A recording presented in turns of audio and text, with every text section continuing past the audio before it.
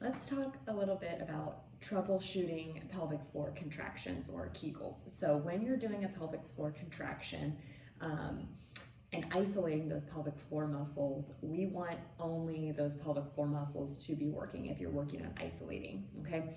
So in the beginning and early stages postpartum, performing pelvic floor contractions can help bring blood flow to the area to facilitate healing.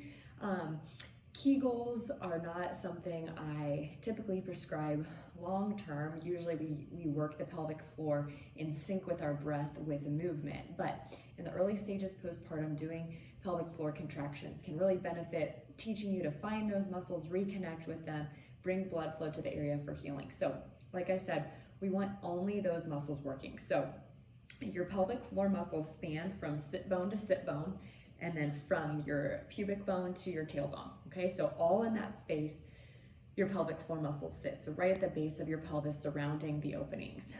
When you are thinking of contracting those muscles, we've talked about we want a squeeze and a lift and a relax. That's the three parts of a pelvic floor contraction.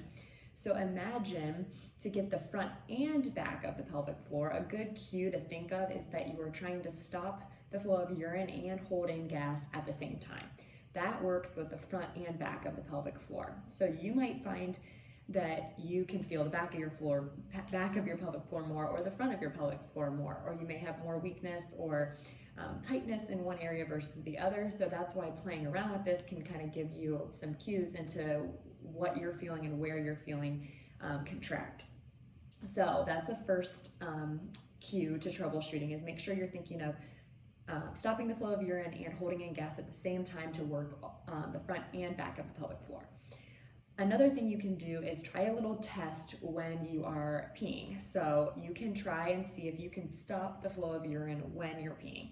This is just a test. You're not going to do this every single time you go to the bathroom. That will end up confusing your brain and your bladder. We don't want that. This is a test to just see if you can do it, and then maybe you retest yourself in a few weeks or a month, okay, and see if maybe you had a really hard time stopping the flow of urine the first time. Maybe you have some weakness or tightness or just some swelling still in the area that makes it hard to do that. And then maybe a month later you've worked on connecting with your pelvic floor, your breath, all of that kind of stuff, and then you can feel it better. So it's just a test, but it can help you kind of find those muscles a little bit. So you can try that. Think of squeezing and lifting as if you're stopping the flow of urine and holding in gas at the same time. And then another thing to pay attention to is what other muscles are trying to help you out, okay? So when we have weakness in one area, our body is gonna try to do what we're trying to tell it to do, so other muscles are gonna wanna kick in. So that's the biggest thing I find is when I ask someone to do a pelvic floor contraction just to see what they feel, is then I'll ask, did you feel your glutes work? Or did you feel your inner thighs squeeze, or your abs try to tighten or crunch, or tilt your pelvis under to do a pelvic floor contraction? And a lot of times that's typically a yes to one of those working. So really pay attention to only having the pelvic floor muscles work when you're trying to isolate them and activate them to get them working better.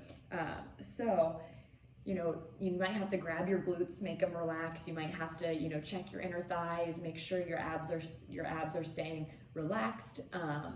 And you are going to get a little bit of that deepest abdominal layer when you lift your pelvic floor, because they work together. But all the big ab muscles, you shouldn't see a big crunch, or you shouldn't see your pelvis really tuck under too much. It should just be your pelvic floor muscles, okay? So those are some things to pay attention to when kind of figuring out pelvic floor contractions. Are you doing them right? One, we want to make sure nothing else is working when we're trying to isolate. Make sure you're getting the front and back of the pelvic floor.